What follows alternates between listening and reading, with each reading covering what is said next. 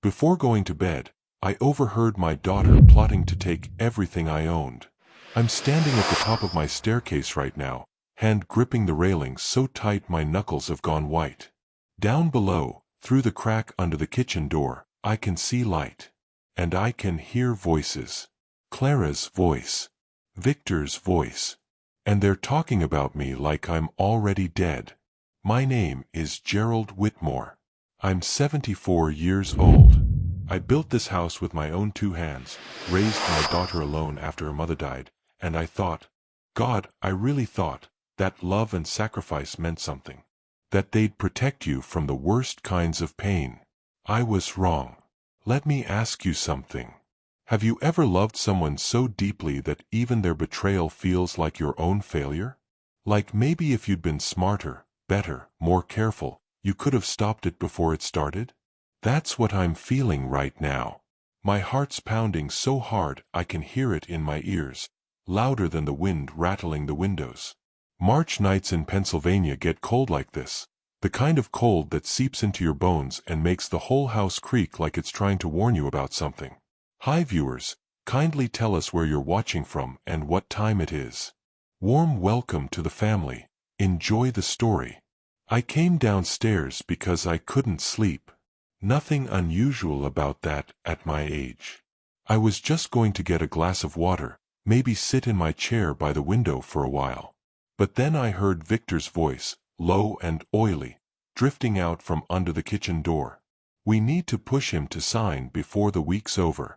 The lawyer said if it's not notarized soon, we'll have to start the process again. I froze. My hand was reaching for the doorknob, but something in his tone made me stop. Made me listen instead.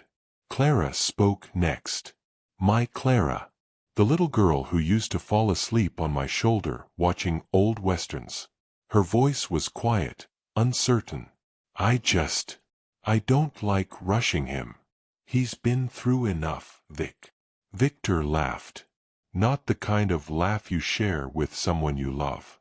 The kind that cuts. Don't start that sentimental nonsense. You think he's going to live forever? The man's practically waiting for a heart attack. Once it's in our name, we can do what we planned. Sell this dump and move into the city. You'll finally have the life you deserve. My dump. My house. The house where I carried her on my shoulders through thunderstorms. Where I taught her to ride a bike in the driveway. Where I sat up with her all night when she had nightmares about her mother. Dump.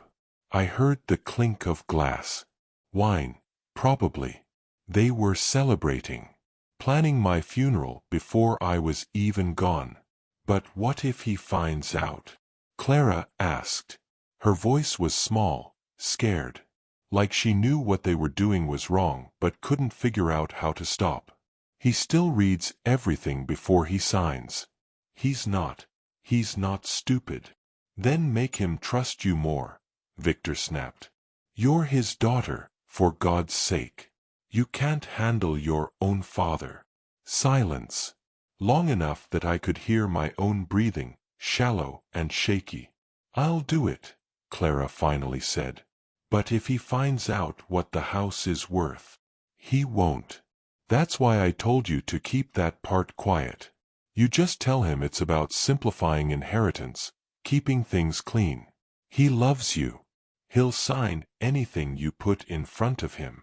Another pause. Then Victor spoke again, and these words, these are the ones that broke something inside me I didn't even know could break. And once it's done, we'll put him in the Oakview home. It's a nice place. He won't even notice. A few months, maybe a year. Then, when the time comes, everything will already be ours. I stood there, one hand on the doorknob, the other pressed against the wall to keep from falling. My legs felt like water. My chest felt like someone had reached inside and squeezed. Oakview home. I knew that place. It's where people go when their families don't want them anymore. When they're too much trouble, too expensive, too inconvenient to keep around. A tear burned its way down my cheek. Not because I was sad. Because I was finally seeing the truth. My daughter, my Clara, was willing to throw me away for money. For a house. For a man who looked at me like I was nothing but an obstacle. I didn't knock.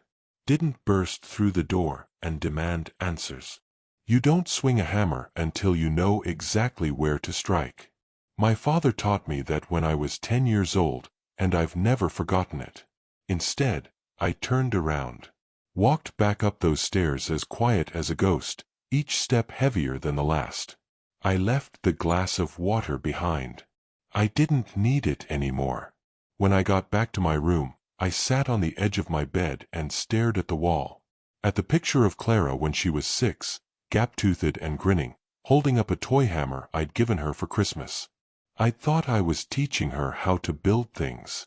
Turns out I should have been teaching her what it costs to tear them down. Something changed in me that night. Something cold and hard settled into the place where trust used to live. I wasn't going to cry. Wasn't going to beg. Wasn't going to pretend I didn't know what they were planning. I was going to do something smarter. I was going to let them think they'd won. Not tonight. They'll never see it coming. Would you stay silent if you heard your own family plotting against you? Or would you confront them right there in the moment? Drop your answer in the comments. I need to know what you would do. I wasn't always this careful, this suspicious. There was a time when I believed the best in people, especially the people I loved. Especially Clara. She was 6 years old when her mother died. Cancer. It took Margaret Fast 6 months from diagnosis to the funeral. One day we were planning Clara's 7th birthday party, and the next I was standing in a hospital room holding my wife's hand while machines beeped and doctors spoke in hushed voices about making her comfortable. Clara didn't understand. How could she? She kept asking when Mommy was coming home. Kept drawing pictures of the three of us, stick figures holding hands under a yellow sun.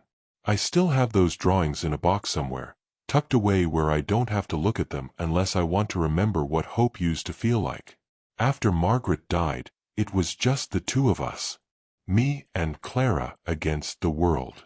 I sold my carpentry business, the one I'd spent 15 years building, because I couldn't leave her with babysitters all day.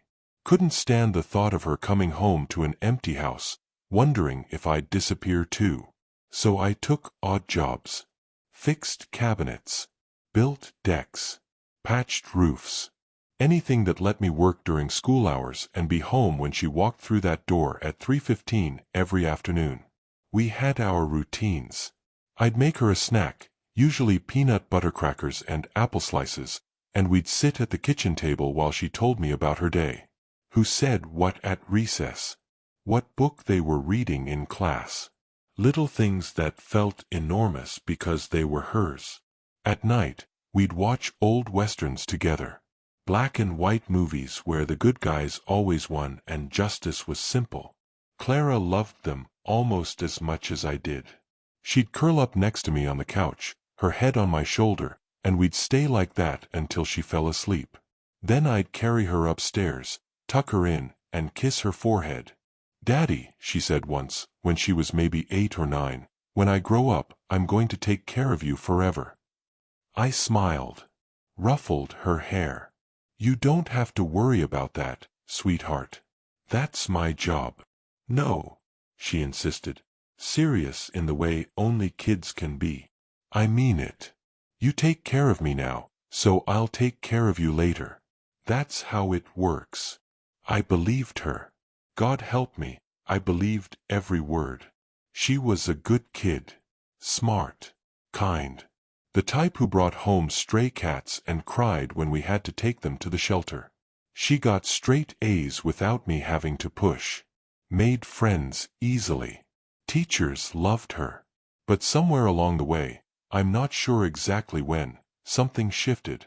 Maybe it was high school. Maybe it was college.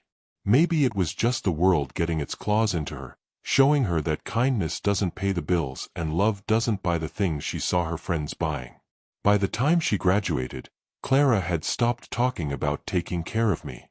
Started talking about moving to the city, about getting a job that paid real money, about wanting more than what this little town could offer. I didn't blame her. I wanted her to have more too. But I missed the girl who used to fall asleep on my shoulder. The one who thought her dad hung the moon. Then she met Victor. He showed up at Christmas dinner 3 years ago, all charm and white teeth and expensive cologne. Shook my hand too firmly. Called me sir in a way that felt rehearsed. Complimented the house I'd built, but I could see him looking at the worn spots on the furniture, the outdated kitchen, the cracks in the driveway. He was sizing the place up. Even then, I think part of me knew. Dad, isn't he great? Clara asked me later, when Victor was outside taking a phone call. Her eyes were bright, hopeful. She wanted me to approve. He seems polite, I said carefully. He's more than polite, she said. He's ambitious. He's going places, Dad. And he wants to take me with him. I nodded, smiled, said all the right things. But that night, after they left, I sat in my chair by the window and felt uneasy in a way I couldn't name. Love makes you blind, they say. But fatherhood makes you willfully ignorant. You see the red flags, but you convince yourself they're just pink. You hear the warning bells, but you tell yourself it's just the wind. Because you want your child to be happy. You want to believe they chose well. That they'll be okay. Maybe I should have noticed the change in her eyes before she married Victor. Have you ever ignored red flags in someone you loved because you wanted so badly for things to work out? Tell me in the comments, because what happens next proves I should have trusted my gut. Victor Hawthorne was the kind of man who looked like he belonged in a commercial. Expensive suit, perfect haircut, smile that could sell ice to someone standing in a snowstorm. Everything about him was polished, practiced, like he'd studied how to be charming the way other people study for a test. The first time I really talked to him, not just pleasantries at holidays, but an actual conversation, was at their engagement party.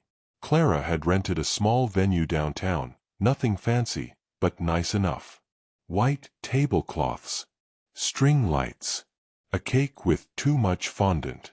Victor found me standing by the punch bowl, probably looking as out of place as I felt. "Pop," he said, clapping me on the shoulder like we were old friends. "Can I get you a drink? Something stronger than this fruit juice." "I'm fine," I said. "Come on," he insisted. "Let's toast. To family." He handed me a glass of whiskey I didn't ask for. I took it anyway. We clinked glasses, and he drank while maintaining eye contact the entire time. It felt like a challenge, like he was testing me. "Clara tells me you built your house yourself," he said. "That's right. Must be worth a lot now. Real estate in this area's gone up like crazy in the last 10 years. I didn't like where this was going. It's my home. Not really thinking about selling." "Of course not," he said smoothly. "But you should at least know what it's worth. For insurance purposes. Estate planning. You know, just in case. Just in case." The words hung in the air between us. "I've got everything handled," I said. He smiled. That glass-cutting smile. "I'm sure you do. But if you ever need help, legal stuff, financial planning, whatever, I've got connections.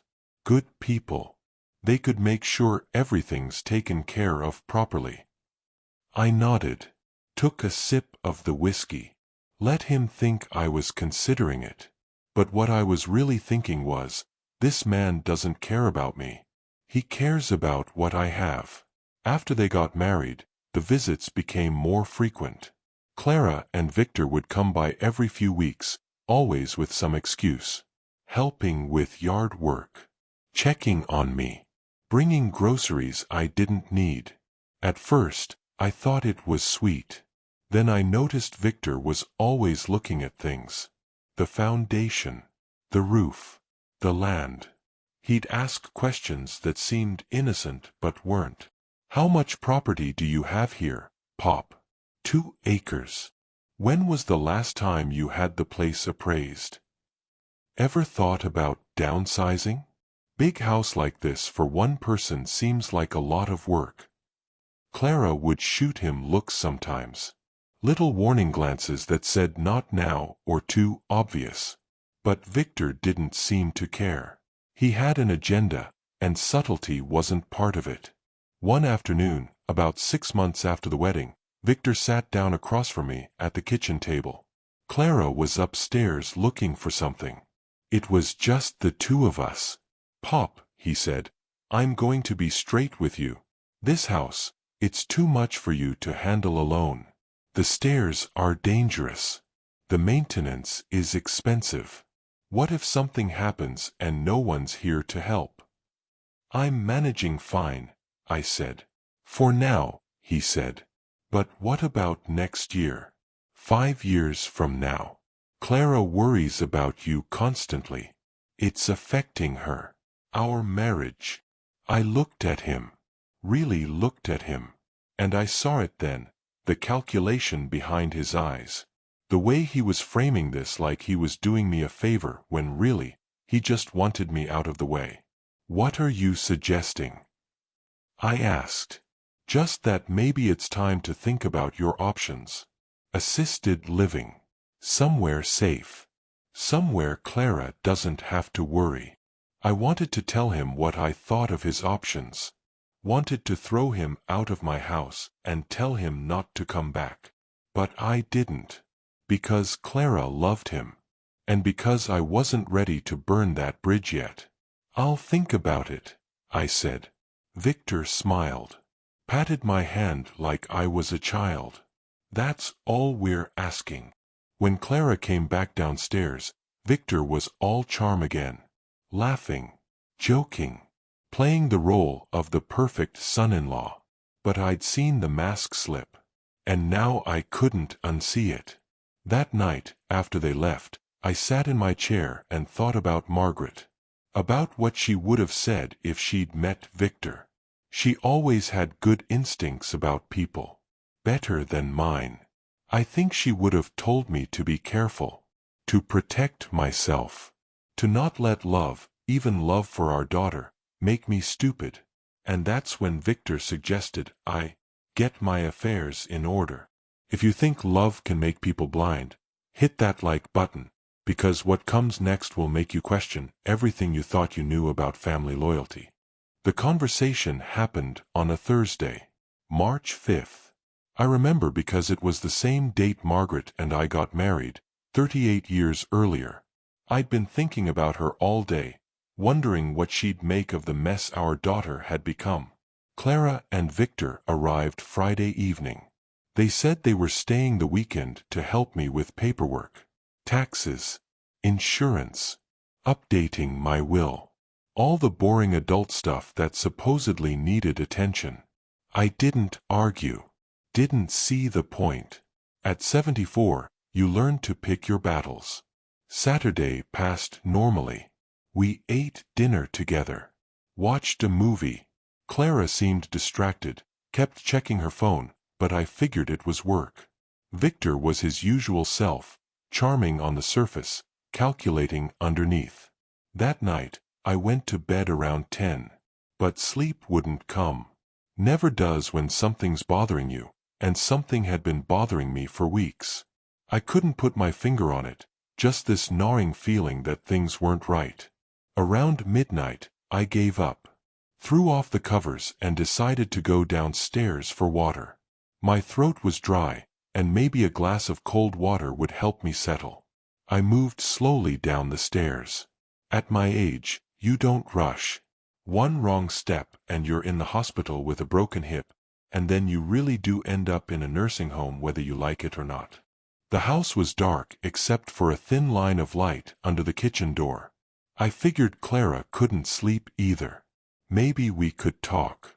Maybe she'd tell me what was really going on. I was about to call her name when I heard Victor's voice. Need to push him to sign before the week's over. The lawyer said if it's not notarized soon, we'll have to start the process again. I stopped, hand hovering over the doorknob. Something in his tone made my skin crawl. Clara's voice came next, quieter. I don't like rushing him. He's been through enough, Vic. Don't start that sentimental nonsense, Victor said. I could hear the edge in his voice now, the impatience. You think he's going to live forever? The man's practically waiting for a heart attack. Once it's in our name, we can do what we planned. Sell this dump and move into the city. You'll finally have the life you deserve. My dump. This house where I'd raised her. Where her mother died. Where every nail and board carried a memory. Dump. I heard the clink of glass. Probably wine. They were drinking while planning how to steal everything I'd built. But what if he finds out? Clara asked. She sounded scared. Good. She should be. He still reads everything before he signs. He's not stupid. Then make him trust you more, Victor snapped. You're his daughter, for God's sake. You can't handle your own father. The silence that followed felt like it lasted forever. I could hear my own heartbeat. Could hear the wind outside rattling the windows. Could hear everything except what I needed to hear. Clara telling him no. Telling him this was wrong. Telling him she couldn't do this to me. But she didn't say any of that. I'll do it, she said finally. Her voice was barely above a whisper. But if he finds out what the house is worth. He won't, Victor interrupted. That's why I told you to keep that part quiet. You just tell him it's about simplifying inheritance, keeping things clean. He loves you. He'll sign anything you put in front of him. That hurt more than I expected. Because he was right. A week ago, I would have signed anything Clara asked me to sign. Would have trusted her completely. Not anymore. And once it's done, Victor continued, his voice taking on a satisfied tone that made my stomach turn, we'll put him in the Oakview home. It's a nice place. He won't even notice. A few months, maybe a year. Then, when the time comes, everything will already be ours. Oakview home. I knew that place. Drove past it sometimes on my way into town. Gray building. Bare windows. Parking lot full of cars that never moved because the people inside never left. It's where you go to die. Slowly. Forgotten. My hand was shaking on the doorknob. My other hand pressed against the wall to keep from falling. The floor felt like it was tilting beneath me. My daughter. My Clara. The little girl I'd carried on my shoulders. The one who'd promised to take care of me forever. She was going to throw me away. A tear slid down my cheek. I didn't wipe it away. Just stood there in the dark hallway, listening to them discuss my future like I was already gone. Like I was nothing but a problem to be solved. Part of me wanted to burst through that door. Wanted to scream at them. Wanted to grab Victor by his expensive collar and throw him out of my house. Wanted to shake Clara until she remembered who she used to be. But I didn't. Because you don't swing a hammer until you know where to strike. And right now, I didn't know. Didn't have a plan. Didn't have anything except rage and heartbreak and the terrible knowledge that I'd failed her somehow. Or maybe she'd just failed me. I turned around. Walked back up those stairs as quietly as I'd come down them. Each step felt heavier than the last. By the time I reached my room, my legs were shaking. I sat on the edge of my bed and stared at the picture on my nightstand. Clara at 6 years old, holding that toy hammer, grinning like the world was full of possibilities. Where did that little girl go? When did she become someone who could do this? I didn't sleep that night. Just sat there in the dark, thinking, planning, feeling something cold and hard settle into my chest where love used to live. They wanted to take everything? Fine. Let them try. Once it's done, we'll put him in the Oakview home. Would you confront your family immediately, or would you stay silent and plan your next move? Drop your answer below, because what Gerald does next changes everything. Sunday morning came too soon. I hadn't slept at all, but I got up anyway. Splashed cold water on my face. Looked at myself in the mirror and barely recognized the man staring back. I looked older, tired, but there was something else there too, something sharp and focused that hadn't been there before. When I went downstairs, Clara was already in the kitchen making coffee. She smiled when she saw me. That same bright smile she'd had as a kid. "Morning, Dad," she said. "Sleep okay?" "Like a baby," I lied. Victor came down a few minutes later, already dressed like he was heading to a business meeting. Pressed shirt, slacks, hair perfect. He shook my hand, firm grip, direct eye contact, and asked how I was feeling. "Fine," I said. "Just fine." We ate breakfast together. Scrambled eggs, toast, orange juice. Clara talked about work. Victor talked about some deal he was working on that was going to make him rich. I nodded in all the right places. Laughed when I was supposed to laugh. I was performing. Playing the role of the trusting old man who didn't know any better. And they believed it. Around noon, Victor pulled out a folder. Set it on the kitchen table between us like it was nothing important. "Just paperwork. Pop," he said. "We brought these documents for you to look at. Nothing complicated. Just some stuff to make sure your estate's in order. So when the time comes, way down the road, of course, there's no confusion. No legal headaches for Clara." He slid the folder toward me. I opened it slowly. Inside were several documents. Transfer of deed. Power of attorney. Updated will. All of them designed to give Clara and Victor control of everything I owned. I read through them carefully. Took my time. Let them think I was just being thorough.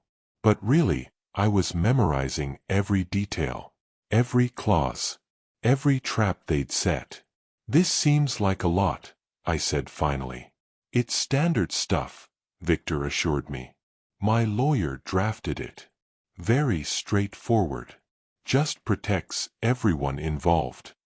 And it helps simplify things," Clara added quickly. She reached across the table and touched my hand.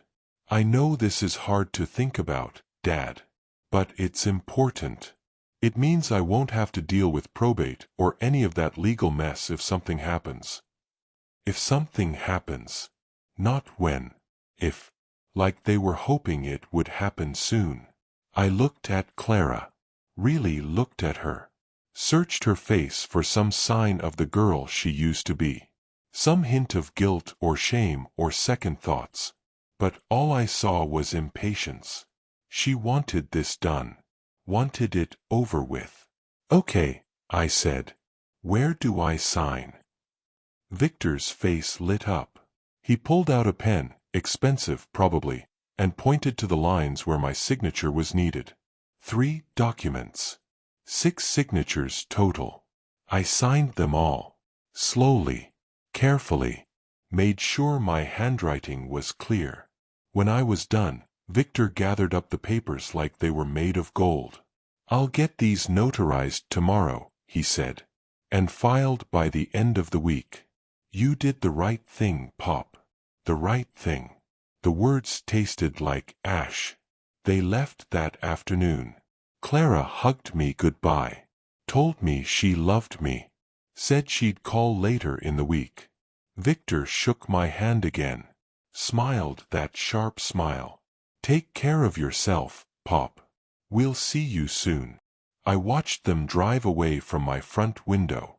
Watched until their car disappeared around the corner. Then I sat down in my chair and let out a breath I didn't know I'd been holding. They thought they'd won. They had no idea what I'd actually signed. See, about a week before all this happened, before I overheard that conversation, I'd started getting suspicious. Little things didn't add up. The way Victor asked questions. The way Clara avoided certain topics. The feeling in my gut that something was wrong. So I called an old friend, Harold Benton. We'd known each other for 40 years. He'd been a lawyer before he retired, and he owed me more than one favor. I asked him to draft some documents for me. Real ones. Legal ones. A new will. A transfer of deed. And I asked him to make copies. Fake copies that looked identical to the real thing. Same paper. Same formatting. Same legal language. The only difference. The names. The documents Victor and Clara had just watched me sign? Those weren't the real ones. Those were the fakes. The copies Harold had prepared for exactly this moment. And the real documents, the ones that actually mattered, those were already filed. Notarized. Legal and binding. I'd named the local foster foundation as my beneficiary. The one that helps single fathers raise their kids alone. The one that gives them resources and support so they don't have to sell their businesses or take 3 jobs just to keep food on the table. It felt right. Poetic, even. The money Clara and Victor thought they were stealing? It was going to help men who actually cared about their children. Men who wouldn't throw their fathers away for a house and a chunk of land. I sat in my chair and smiled. First time I'd smiled in days. They wanted to play games? Fine. But they'd forgotten something important. I've been building things my whole life. I know how to measure twice and cut once. Know how to plan every detail before I make the first cut. And I know that the best revenge isn't loud or obvious. It's quiet, patient, built on a foundation they never see until it's too late.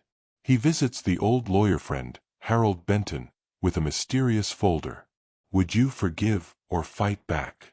Comment below. I want to hear what you'd do if your own family betrayed you like this. The meeting with Harold happened on a Tuesday morning, 8 days before that awful conversation in my kitchen. I drove to his office, a small place above the hardware store on Main Street. Harold had retired 5 years ago, but he still kept the office. Said it gave him somewhere to go that wasn't the same 4 walls at home. He was waiting for me when I arrived. White hair. Reading glasses hanging on a chain around his neck. Same flannel shirt he'd been wearing since the 80s. Gerald, he said, standing up to shake my hand. Good to see you. What brings you by? I sat down across from him. Took a breath. I need your help with something. And I need you to keep it quiet. Harold leaned back in his chair. Studied me for a moment. You in some kind of trouble? Not yet, I said. But I think I might be soon. I told him everything. About Victor. About the questions he'd been asking. About the way Clara had changed since the wedding. About the feeling in my gut that something wasn't right. Harold listened without interrupting. When I finished, he was quiet for a long moment. You think they're planning to take your house? He asked. I think they're planning to take everything, I said. And I want to be ready if they try. Harold nodded slowly. What do you need from me? New will. Transfer of deed. Power of attorney documents, the real ones. Filed and notarized. Legal and binding. And who do you want as beneficiary? I'd been thinking about that for days. At first, I considered other family members. Cousins. Distant relatives. But the truth was, I didn't want the money going to people who'd barely spoken to me in years. The Riverside Foster Foundation, I said. The one that helps single fathers. Harold raised his eyebrows. You sure about that? I'm sure. He pulled out a legal pad and started writing. "And what about Clara?" "Nothing," I said. The word came out harder than I meant it to. "If she's going to throw me away, she doesn't get to profit from it." Harold nodded. "Okay, I'll draft everything. But Gerald, are you sure about this? This is your daughter we're talking about. Maybe there's been a misunderstanding." "There's no misunderstanding," I said. "I just need to be prepared." We spent the next hour going over details. Property values, asset lists, legal language that would hold up in court. Harold asked questions I hadn't even thought of. That's why I trusted him. Before I left, he said something that stuck with me. "You know, Gerald, I've seen a lot of families tear themselves apart over money. It's ugly. People you thought you knew become strangers. Just make sure this is what you want. Because once it's done, there's no going back." "I know," I said. But I didn't know. Not really. Not until I heard that conversation. Not until I stood outside my own kitchen and listened to my daughter agree to put me in a nursing home. That's when I knew Harold's paperwork wasn't just preparation. It was survival. The real documents were filed 3 days later. Notarized. Legal. Locked away in Harold's office safe where no one could touch them. And then I asked him for one more thing. The fakes. "I need copies," I said. "Identical to the real ones. Same paper. Same formatting. But with Clara's name instead of the foundation." Harold looked at me like I'd grown a second head. "Why?" "Because if they bring me papers to sign, I want to be ready. I want them to think they've won. And when they find out the truth, I want it to hurt." Harold shook his head. "Gerald, this is getting complicated." "Life's complicated," I said. "I'm just trying to survive it." He made the copies. Printed them on the same paper. Used the same fonts. Even aged them a little so they didn't look fresh off the printer. When he handed them to me, he said, "I hope you know what you're doing." "So do I said. I took those papers home and hid them in my desk drawer. Right where Victor would expect to find them if he went looking. Right where Clara would see them if she got curious. And I waited. I didn't have to wait long. 3 days later, I overheard that conversation. And 2 days after that, Victor brought his own documents to my kitchen table. I'd looked at them carefully. Compared them to the fakes Harold had made. They were almost identical. Same legal tricks. Same traps. Same endgame. The only difference was Victor's papers were real. Or at least, he thought they were. When I signed them, I made sure my handwriting was clear. Made sure everything looked legitimate. Made sure Victor and Clara left my house thinking they'd pulled it off. But what they didn't know, what they couldn't know, was that their documents were worthless. Because the real transfer had already happened. The real will was already filed. The house they thought they were stealing already belonged to someone else. I sat in my workshop that evening, running my hand over the workbench I'd built 40 years ago. The wood was smooth, worn, familiar. I'd built this house the same way I built everything else in my life. One piece at a time. With patience. With precision. With the understanding that if you measure wrong, the whole thing falls apart. Victor never understood that. He thought he could rush things.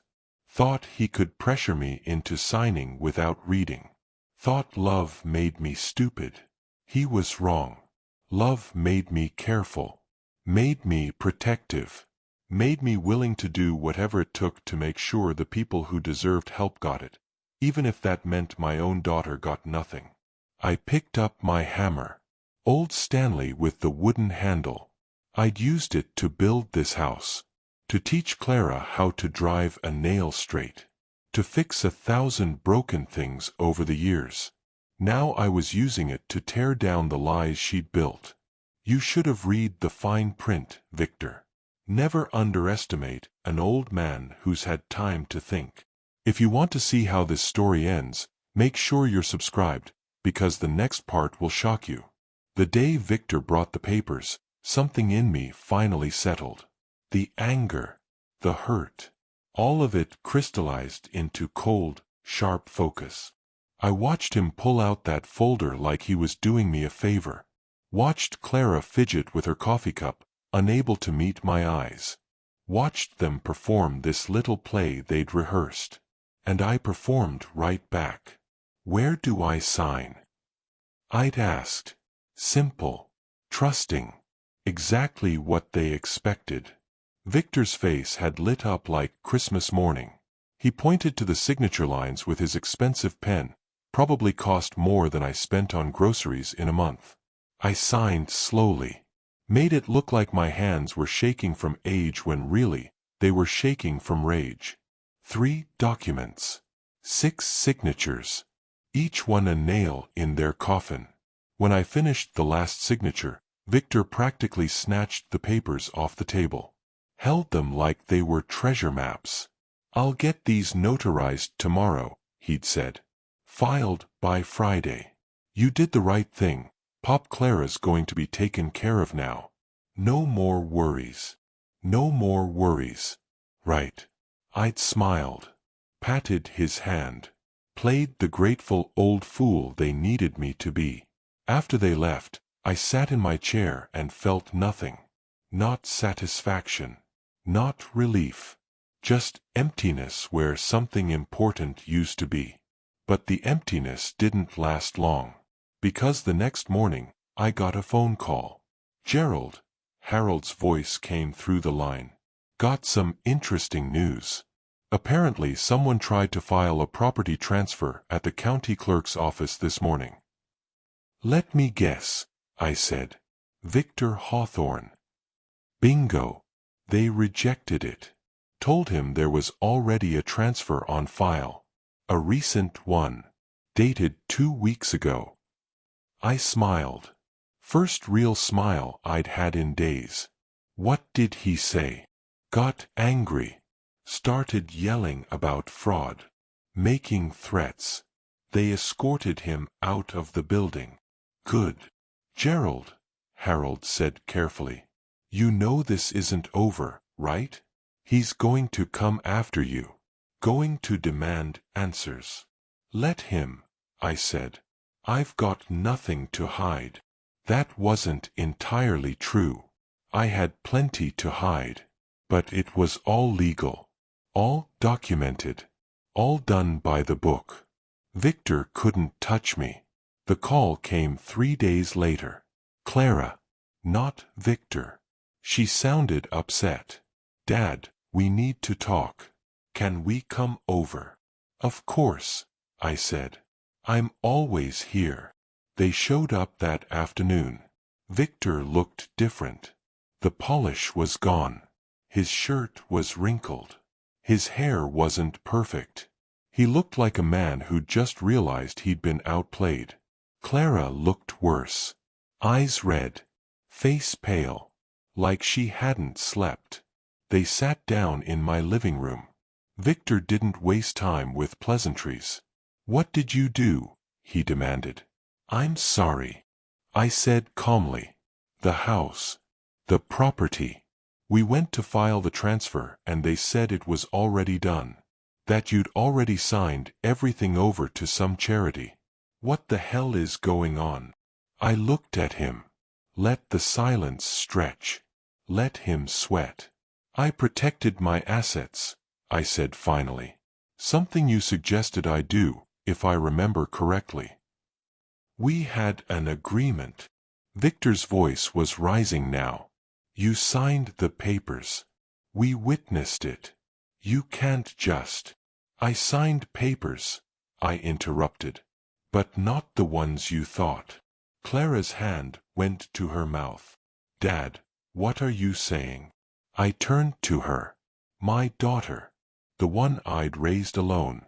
The one I'd sacrificed everything for. I'm saying I heard you, Clara. That night. In the kitchen. I heard every word. The color drained from her face. Victor stood up. You what? I heard you planning to steal my house. Heard you talking about putting me in Oakview Home. Heard you laugh about how easy it would be to manipulate me because I loved my daughter. Dad. Clara started, but I held up my hand. So I made a choice, I continued. I chose to protect myself. To make sure that if you were going to throw me away, you wouldn't profit from it. Victor's face was red now. Furious. You can't do this. We'll sue. We'll fight this in court. That's fraud. It's legal, I said. Every signature. Every document. All filed properly. All notarized. All done weeks before you brought me your fake papers. They weren't fake. Victor shouted. No, I agreed. But they were built on lies. And lies don't hold up in court. Victor looked like he wanted to hit me. His fists were clenched. His jaw was tight. But he didn't move. Because even he wasn't stupid enough to assault an old man in his own home. Clara was crying now. Silent tears running down her face. How could you? She whispered. How could I? I repeated. Clara, you were going to put me in a nursing home. You were going to sell the house your mother died in. The house where I raised you. Where we watched westerns together. Where you promised to take care of me forever. I didn't mean, she started. Yes, you did, I said. I heard you. You meant every word. The only thing you're sorry about is getting caught. Victor grabbed Clara's arm. We're leaving. And you haven't heard the last of this, old man. Actually, I said, standing up. I think I have. Because there's one more thing you should know. I walked to my desk. Pulled out a small flash drive. Held it up. I recorded your conversation that night. Every word. Every plan. Every threat. It's all here. And if you try to sue me, if you try to claim I did anything illegal, this goes straight to the police. Victor's face went white. Fraud. Conspiracy. Elder abuse. I'm sure they'll be very interested in how you tried to manipulate a 74-year-old man out of his life's work. The room was silent except for Clara's crying. Victor pulled her toward the door. Let's go. But Clara stopped. Turned back to look at me. Do you hate me? She asked. I wanted to say yes. Wanted to tell her that I'd never forgive her. That she'd destroyed something that could never be rebuilt. But I didn't. I love you, Clara, I said. I always will. But love doesn't mean I'm going to let you destroy me. She nodded, wiped her eyes, and left. I stood in the doorway and watched them drive away. Watched until their car disappeared around the corner. Then I went back inside. Sat in my chair. And realized something. I'd won. But it didn't feel like winning. You should have read the fine print, Victor. Is justice the same as revenge? Or is protecting yourself just survival? Drop your thoughts below, because what happens next will make you reconsider everything. The weeks after that confrontation were the quietest of my life. No phone calls. No visits. No texts from Clara asking how I was doing or if I needed anything. Just silence. I'd expected it, but that didn't make it easier. The house felt bigger somehow. Emptier. Every creak of the floorboards reminded me that I was alone. I spent my days the way I always had. Morning coffee on the porch. Afternoon working in the garden. Evenings sitting in my chair by the window, watching the sun go down over the property I'd built with my own hands. But something was different. The routine felt hollow. like I was going through the motions of a life instead of actually living one. Harold called a few times to check in, asked if I was okay, if I needed anything. "I'm fine," I told him. "You don't sound fine," he said. "I did what I had to do." "I know. But that doesn't make it hurt any less." He was right. It didn't. I thought about Clara constantly, wondered what she was doing, if she was okay, if she hated me, if she understood why I'd done what I'd done. Part of me wanted to call her, to reach out, to see if there was anything left worth saving. But I didn't, because I knew that if I made the first move, it would send the wrong message, would tell her that what she'd done was forgivable without consequences. So I waited. And while I waited, I started getting letters. The first one came from the Riverside Foster Foundation.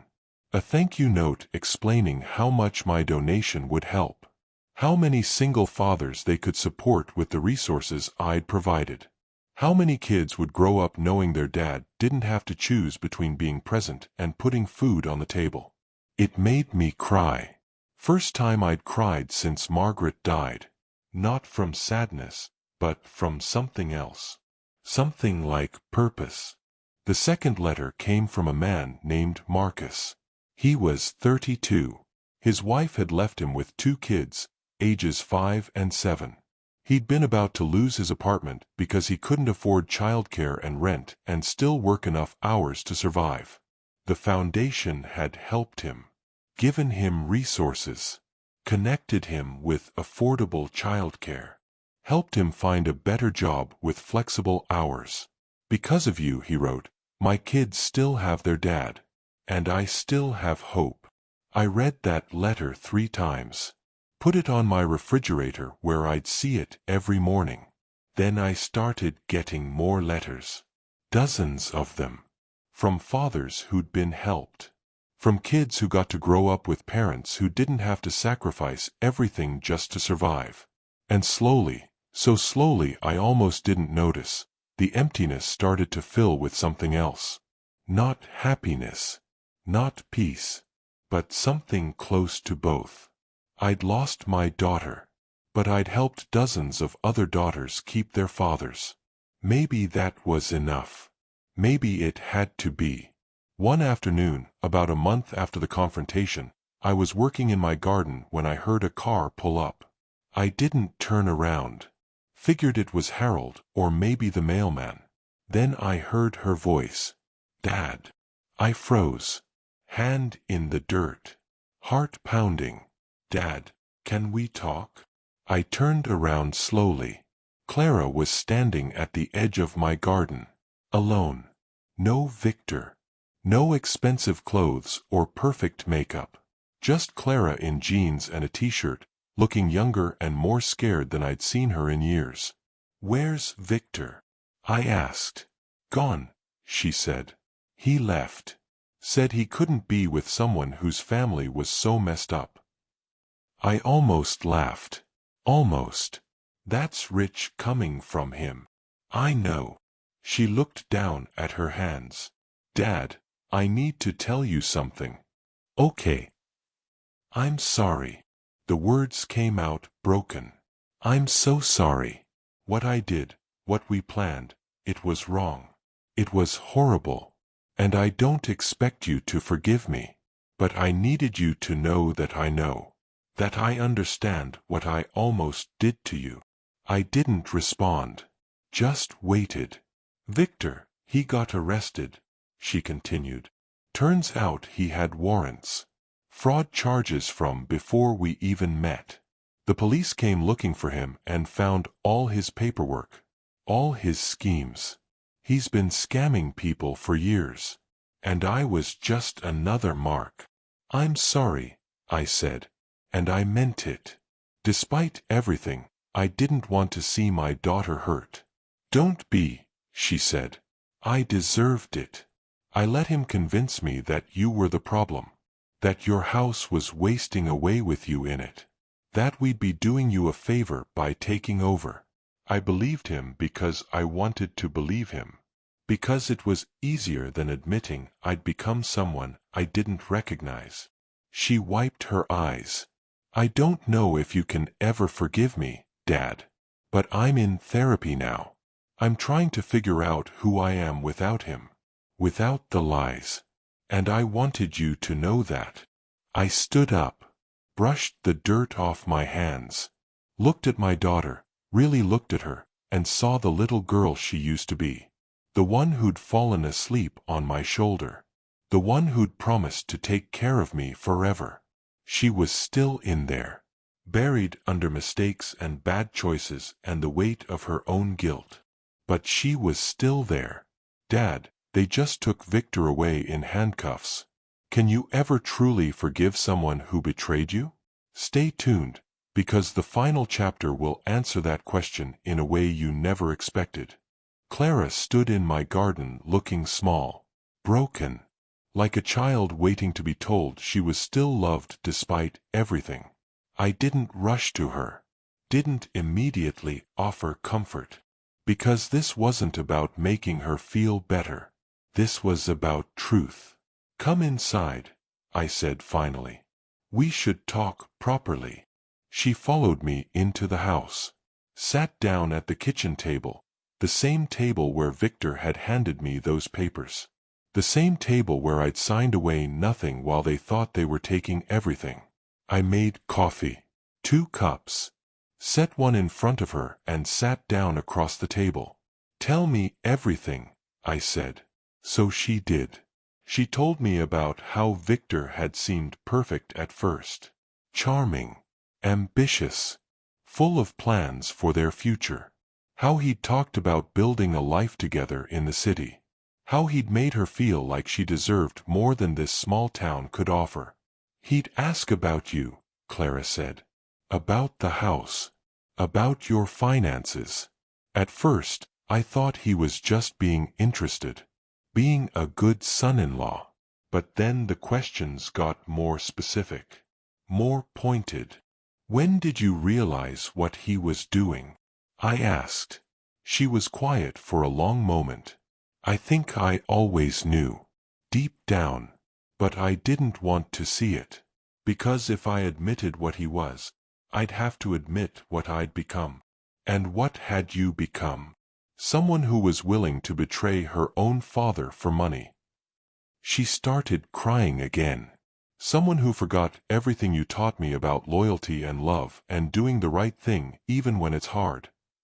I sipped my coffee. Let her cry. Let her feel the weight of what she'd done. The night you overheard us, she continued, I felt sick after. I couldn't sleep. I kept thinking about you upstairs, trusting me, and I was downstairs planning to steal from you, to throw you away. But you went through with it anyway, I said. I did. Because Victor convinced me it was too late to back out. That we'd come too far. That you'd never forgive me if you found out we'd been planning it. So we might as well see it through. That's coward's logic, I said. I know. She looked up at me.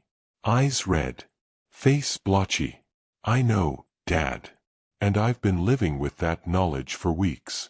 Therapy helps, but it doesn't change what I did. It doesn't erase the fact that I betrayed you. I set down my coffee cup, folded my hands on the table. You're right, I said. It doesn't. She nodded, wiped her eyes. But it's a start, I continued. Admitting what you did. Taking responsibility. That's more than most people do. Does that mean you forgive me? I thought about that question. Really thought about it. Because forgiveness isn't simple. It isn't something you just give away because someone asks for it. I don't know yet, I said honestly. What you did hurt me in ways I didn't think possible. You made me question everything I thought I knew about you. About myself as a father. About whether anything I taught you actually mattered. She flinched. But, I continued, I also know you're trying. I can see that. And that matters. What happens now? She asked. Now we figure out if there's anything left worth saving. I stood up, walked to my desk and pulled out a folder, set it in front of her. What's this? She asked. Letters, I said. From the foundation. From fathers your betrayal helped save. She opened the folder slowly, started reading. I watched her face change as she read letter after letter. Saw the tears start again. But different tears this time. Not tears of guilt, but something else. Dad, she whispered. These people got the help they needed because I chose them over you. Yes. She looked up at me. How do you live with that? Knowing you gave away everything to strangers. They're not strangers, I said. They're men who were exactly where I was 30 years ago. Alone. Scared. Trying to figure out how to be both parents. They needed help. You needed a lesson. Clara closed the folder carefully. Set it on the table between us. I got arrested, she said suddenly. I blinked. What? 2 days ago. The police came to question me about Victor's schemes. Apparently, I was listed as an accomplice on some of his paperwork. I had to explain everything. Show them proof that I didn't know about his other victims. They let me go, but I'm on probation. If I mess up again, I go to jail. I didn't know, I said quietly. I didn't tell you. Didn't think I had the right to ask for help after what I did. I sat back down, looked at my daughter, my only child, and felt something shift inside me. She'd hit rock bottom, lost her husband, lost her inheritance, got arrested, was facing the consequences of her choices in every possible way. And she was here, asking not for money or forgiveness or help, but just to talk, just to tell me the truth. Clara, I said carefully, I need you to understand something. What you did was unforgivable. But you are not unforgivable. She looked up sharply. I raised you, I continued. I know who you are underneath all the mistakes. And that person is still worth loving. Still worth fighting for. Even after everything. Even after everything. She broke down then. Really broke down. Sobbed in a way I hadn't seen since she was a little girl. And this time, I didn't hesitate. I got up, walked around the table, and pulled her into a hug. She clung to me like she was drowning, and I was the only thing keeping her afloat. I'm so sorry, Daddy, she whispered. I'm so sorry. I know, I said.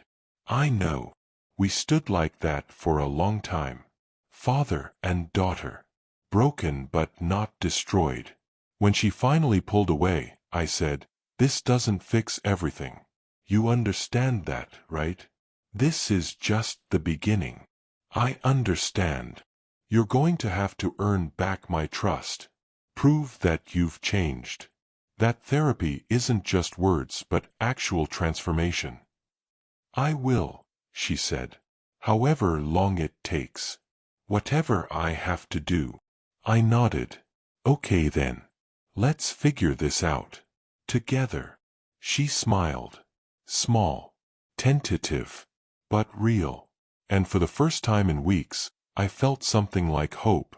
Do you forgive me, Dad? Forgiveness isn't about forgetting. It's about choosing to move forward despite the pain. What would you do in Gerald's position? Share your thoughts below. 3 months have passed since that conversation in my kitchen. Clara comes by every Sunday now. We have breakfast together. Sometimes we talk about the past. Sometimes we just sit in comfortable silence. Sometimes she helps me in the garden, getting dirt under her fingernails the way she used to when she was little. It's not the same as it was before. It can't be. Too much has happened. Too many words were said. Too many truths were revealed. But it's something. And something is better than nothing. She's still in therapy. Still working through the choices she made and the person she became under Victor's influence.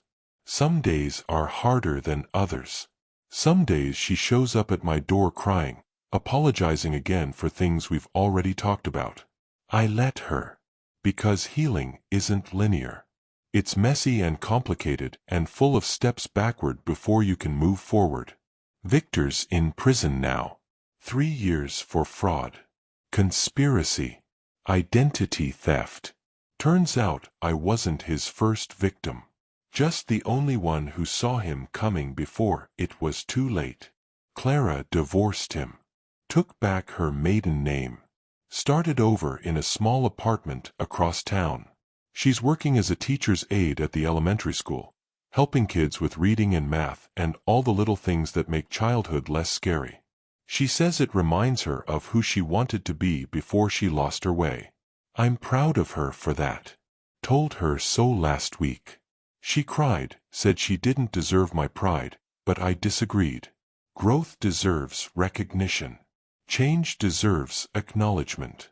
Even painful, hard-won change. The Riverside Foster Foundation sent me another letter last month. They've helped 47 fathers in the past 3 months alone. Given them resources, connections, hope. One of those fathers wrote to me personally. Said he'd been about to give up. About to let his kids go into foster care because he couldn't figure out how to make it work. But the foundation stepped in. Helped him find affordable housing. Helped him get training for a better job. Helped him see that being a single father didn't mean being a failed father. You saved my family, he wrote.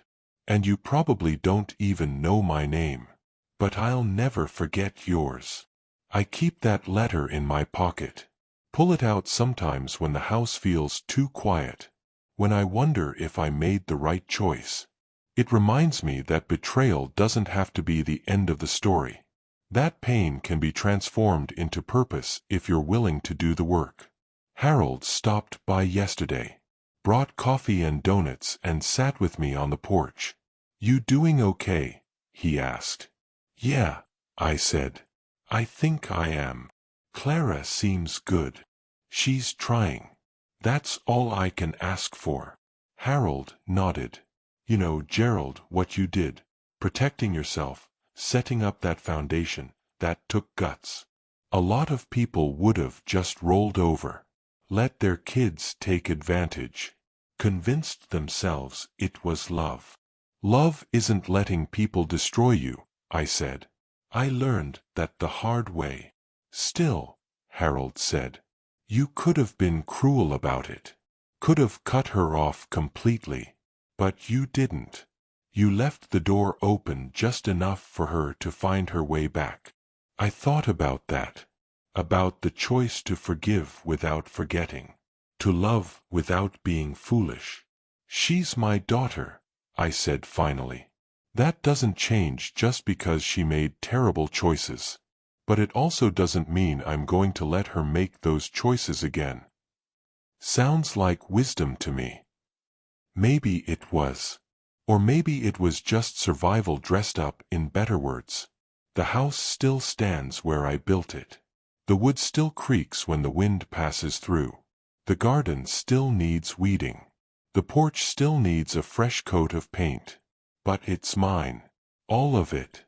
Earned through sweat and sacrifice and the hard lessons that come from loving people who sometimes forget to love you back. I'm 74 years old. I don't know how many more years I have left. Could be 5. Could be 20. Could be tomorrow. But however many days I get, they'll be lived on my own terms. In my own house. With my own choices. Clara asked me last Sunday if I'd ever tell her the full truth about that night. About what I felt when I overheard her planning to betray me. I thought about lying. About softening it. But she deserved the truth. I felt like I'd failed you, I said. Like everything I'd taught you about love and loyalty and doing the right thing had been wasted. Like I'd raised a stranger. She cried. Told me she understood. Asked if I still felt that way. No, I said. Because you're proving me wrong. Every day. Every choice. You're showing me that people can change if they're willing to do the work. Do you trust me again? She asked. Not yet, I said honestly. But I'm getting there. She nodded. Accepted that. Because trust isn't something you can demand or expect. It's something you earn. Slowly. Painfully. Through consistent action over time. And Clara's earning it. One Sunday breakfast at a time. The sun's setting now. I'm sitting in my chair by the window, watching the light fade over the property I built with my own hands. There's coffee in my cup. Letters from grateful fathers on my table. And the knowledge that tomorrow, Clara will call to check on me. It's not the life I imagined. Not the ending I would have written for us. But it's the truth. And sometimes truth is better than fantasy. Before going to bed, I overheard a dark conversation between my daughter and my son-in-law. And it woke me up to the truth about love. Real love isn't blind. It isn't foolish. It doesn't let people destroy you in the name of loyalty. Real love protects. Sets boundaries. Demands growth. Real love says, I will not let you throw me away, but I will leave the door open if you ever find your way back. And maybe, just maybe, that's the hardest love of all. But it's also the only kind worth having. Tell me in the comments, do you believe family can truly earn back trust after betrayal? Have you experienced something similar? Your story might inspire someone else who's struggling with the same decision. Don't forget to like this video, share it with someone who needs to hear this message, and subscribe to our channel so you never miss another powerful story about real-life lessons, family struggles, and the strength it takes to choose yourself without losing your heart.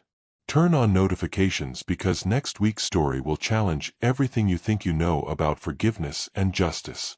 Thank you for being part of this family. Your support means everything, and your comments remind me why these stories matter. See you in the next one.